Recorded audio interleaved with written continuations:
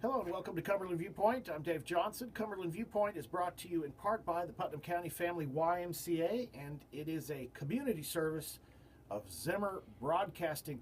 I'm glad you could join us today. We have an interesting show. I think you'll find a little bit later on we're going to be talking with Ross Ninberg, who is a horse racing aficionado from Las Vegas, about the upcoming Preakness, the second leg of the Triple Crown. Of course, people are excited because we have the potential of another Triple Crown winner in Nyquist, with a horse that won the Kentucky Derby last week and is favored heavily to win the Preakness this coming Saturday. We'll talk with Ross Ninberg after we speak with our first guest.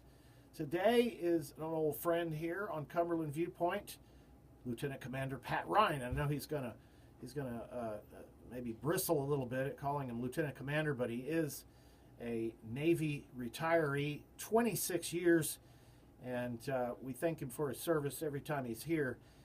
He was a submariner and finished out his 26-year career with the Navy in naval intelligence, and worked at the Pentagon and Central Command, and he is a past president of the Cookeville Breakfast Rotary Club. He lived in Cookeville for 13 years.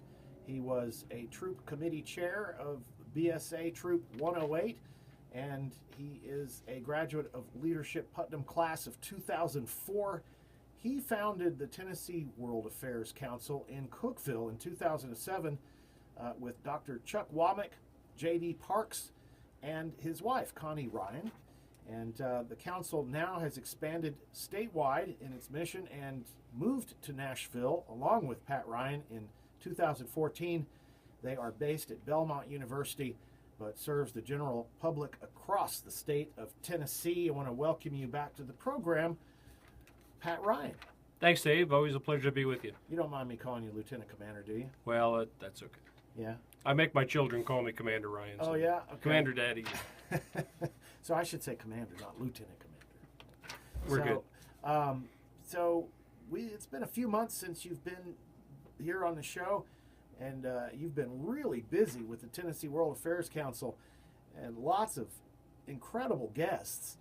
It's been a great season since January. We've had a number of ambassadors: the Irish ambassador, Russian ambassador, Consul General of Japan. We have a distinguished visiting speaker program, so we invite diplomats and specialists in business, military, scholars, and so forth. Last month we had a scholar on Middle East affairs, Tom Lippman, who's been here to Cookeville a few years back on their distinguished visiting speaker program. But we're also doing a lot of programs with the schools. We've recently done a program called Academic WorldQuest, the Tennessee Championship match. We had 10 teams, and we actually included Georgia and Alabama this year, and fortunately the Tennessee Public School from Nashville won the tournament, so we didn't have to try to figure out how to give the Tennessee trophy to a school from Alabama or Georgia. But that was a great program, and we took the winning team to Washington for the national competition and to do some visits to international affairs places there. And we also did a teacher workshop on Turkish culture and history, along with a number of other programs in the community. Now, how does WorldQuest work? Well, WorldQuest is a competition much like Quiz Bowl. 4 students from a high school get together, and they prepare using a study guide that's provided by the National Office of the World Affairs Councils. We're just one of 95 councils around the country. We're independent, but we affiliate with the network. So we provide the study guide to students from teams around the state. Like I said, we had 10 teams this year. In the past, we've had teams from Cookeville High School and as far west as Memphis and as far east as Gatlinburg and Knoxville. So it's a statewide competition. The students prepare. We have a practice match in the fall, and then we have a tournament in February, and we take the winning team to Washington in April for the national competition. And you just did that, didn't you? We did. It's basically 10 topics, 10 questions per topic. So the students compete by answering multiple choice questions, 100 questions, and the top scorer is the winner. And we took a team to Washington They did terrific. Like I said, there was the Martin Luther King Magnet School in Nashville. They placed 8th out of 49 teams, which was a good first turnout. In Tennessee, you mean? No, this was nationwide. Nationwide, Okay. the Washington competition, Okay. which was held in April. I see. In addition to that, we took them to the Russian embassy. They had a tour of the cultural center, and then they sat down with the Russian deputy ambassador responsible for bilateral relations, and he talked about the U.S.-Russian relationship. We went to the Kurdistan Regional Government Office. They talked with the official there who's responsible for relations with the U.S. Congress about the situation in Iraq and Kurdistan. The students met Senator Corker in his office, and he spent time with them talking about his role as chairman of the Senate Foreign Relations Committee.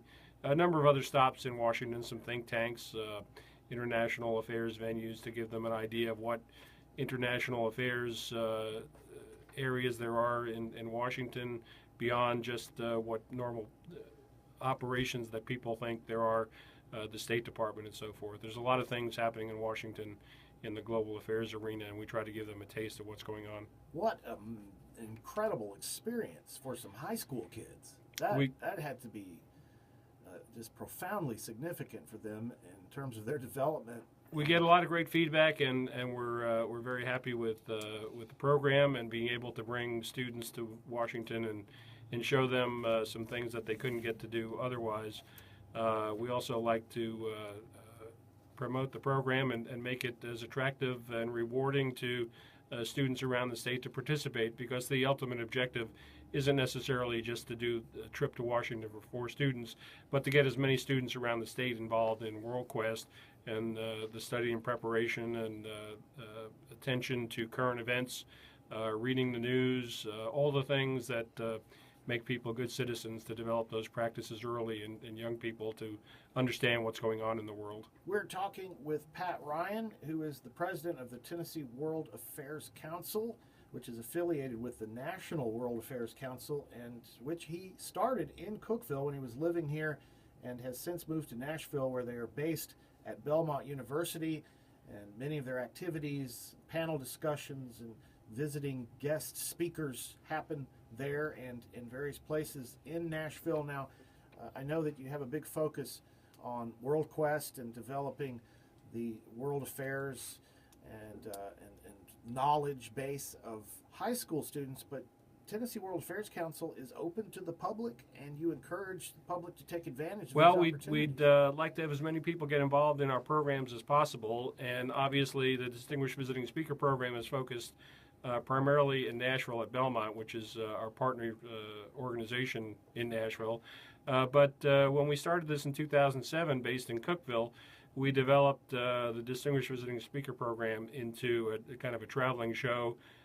We've had ambassadors who have done multi-city events, and we hope to get Cookeville back on the calendar. We've done events with Tennessee Tech University, with the Rotary Clubs here, and hopefully in our fall schedule we'll be able to program some visits that include Cookeville.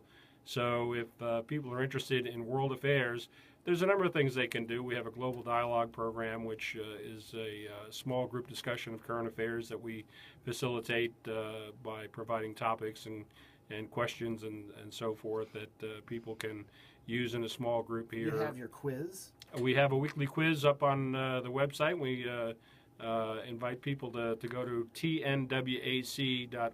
That's tnwac.org. They can sign up for our newsletter, and they'll get every Monday morning our weekly quiz on international affairs. And if they follow us on Twitter at TNWAC, they'll see all of the news items that we tweet each week that go into making that quiz. And we do offer a monthly prize. We've been very pleased to have the Country Music Hall of Fame provide us with an annual family pass. That occasionally that's among our prizes. That's a great prize. Or some other things to make taking the quiz more rewarding than just the knowledge that people are keeping up with what's going on in the world. And so you have had some amazing guest lecturers just over the last year. The ambassador to Ireland, or from Ireland, right, as well as Russia. And right. You had some distinguished visitors from Japan, and so really hats off to an incredible array of speakers. The ambassador of Russia. Well, that was a good get for us. I should say so. We mentioned to his office that the NHL All-Star Game was happening in Nashville at the end of January. There's always. And there were a number of Russian players who were there. I don't know if there was a direct connection to it, but lo and behold, the Russian ambassador came and spent several days with us in Nashville. We did a number of events with the business community. He met the governor and the mayor. He did an event with the Rotary Club. And then we had a public town hall at Belmont University, which was very well attended. We had over 250 people come out to talk with the Russian ambassador. And obviously our relationship with Russia is at a new low point. Since the Cold War, the relationship showed some promise, but we now have a number of areas of contention between the United States and the Russian Federation. So to have the opportunity to come out and hear directly from the Russian ambassador, who's the representative of the president of Russia here in the United States, and to ask him questions. There were questions like, is this a new Cold War, or what's the future of the Russian relationship? What are their concerns? What is it that we're doing that they have concerns about the sanctions regime? All these things that people hear about in the news, but having the chance to sit down and hear from people like that and to ask them questions is one of the things that we try to do. I would think that you would get some rather circumlocutional answers that were designed to deflect or avoid. Obviously, he can't be completely candid in a setting like that, but what did you take away from it? Well, I think actually it's very useful for people to come out and have that kind of conversation because, we all acknowledge that he's a diplomat and he is representing the policies of the Russian government. But it's also useful to have the conversation where the filter of the media is not applied to the things that people are saying, and you can have a frank discussion, a candid discussion of the issues. There was no question that the Russian government is concerned about the expansion of NATO, and there's no question that the situation in Ukraine is of concern to the United States and some of the other things that Russia is doing around the world.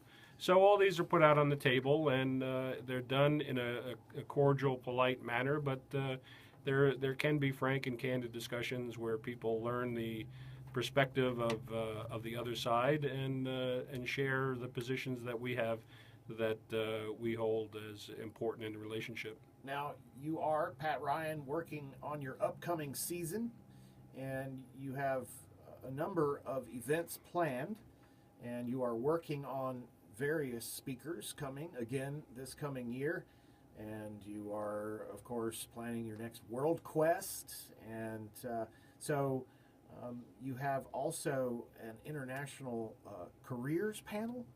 We started this several years back and did it once, and then it wasn't repeated until last November. Basically, an international careers and jobs panel. The focus of which is to provide speakers to talk to young people, mostly, usually college students. And we did this last November at Lipscomb University, and again in March at Lipscomb. This most recent time we had a panel of 8, 2 retired ambassadors, one who had been the ambassador to Bolivia, one who had been the ambassador to Cyprus, and an active duty Foreign Service officer from the State Department came down. She has been in a number of posts overseas, currently serving in the outreach and recruiting branch. So she was able to talk to students who are interested in taking the Foreign Service exam or becoming Foreign Service officers on what the current climate is to get into the State Department. But more than just the State Department, we like to present different views and open the spectrum of what's available in international affairs to young people. We had a returned Peace Corps volunteer who talked about serving the Peace Corps overseas, someone from the U.S. Commercial Service who was responsible for international trade at the Nashville office, but who has worked in building trade relations around the world. We had a representative of the non-governmental organization sector who was working in an educational NGO involved in Afghanistan, a retired military officer, talk about military service overseas. And so, we bring together all these people. We had an attorney who has been a trial attorney for cases in the international court, the Cambodian trials, the trials in The Hague, to talk about being an international law professional. So this kind of panel opens the eyes of young people to what there is in the international community in terms of careers and jobs that they might be interested in that they wouldn't have heard of otherwise. And you will be continuing to conduct the International Careers Panel. Right. We've made it a permanent fixture on our calendar. We're going to do a spring and fall iteration, and we'll have the fall one on October 17th. And again, like everything else that we're talking about, all this information is on our website, tnwac.org. There's a calendar on the menu bar there that will show you what we've got coming up. And the International Careers will be October 17th at Lipscomb. And it is a very user-friendly website. Now, in the couple of minutes that we have left, you are working on some speakers coming this coming season. Right. We actually have a very busy fall calendar with the elections coming up. We want to do a couple of events to give the general public a very specific and detailed accounting from each of the presidential candidates' foreign affairs portfolios. What exactly are their positions on international events? Because frankly, the campaign so far has been a lot of light but not much illumination in terms of what each candidate, what the candidates who are still standing represent in terms of addressing what is clearly a very wide and serious portfolio of issues that the United States has to deal with. There's a lot of trouble in the Middle East, but there's also trouble in the Korean Peninsula and elsewhere around the world where we need to be addressing some critical issues to U.S. foreign policy interests. And, of course, you're expecting some more speakers coming. Right, we're going to be bringing in at least 2 more ambassadors in the fall, so we'll have continue to do our Distinguished Visiting Speaker program. We've got a town hall on China that will feature a webcast with Dr. Henry Kissinger and a panel of local speakers. The former Secretary of State under Nixon. Yes, Secretary of State, and a very important figure when it comes to U.S.-China relations. He was the key person to open China to American relations back in the 70s. So he will have some interesting things to say about China, and we'll have some local speakers to round out that conversation. Otherwise, your schedule is very clearly printed on your website. Again, it is the Tennessee World Affairs Council website, and it is tnwac.org. Of course, that's the acronym for Tennessee World Affairs Council, tnwac.org.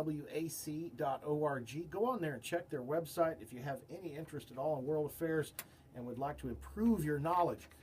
There are so many different opportunities. This is a great organization that was founded in Cookeville with Pat Ryan and is now based in Nashville, where he lives now and resides, but most of their activities happen on the campus of Belmont University, and that's where they are based. And Pat Ryan, I want to thank you again for stopping in, and great work with Tennessee World Affairs Council, and we appreciate your time to come by here and tell us about it, and I look forward to seeing you in Nashville in the coming season. Great, and just a reminder, people, if they want to get their students involved, we do the statewide WorldQuest program. All right. Thanks again, Pat Ryan.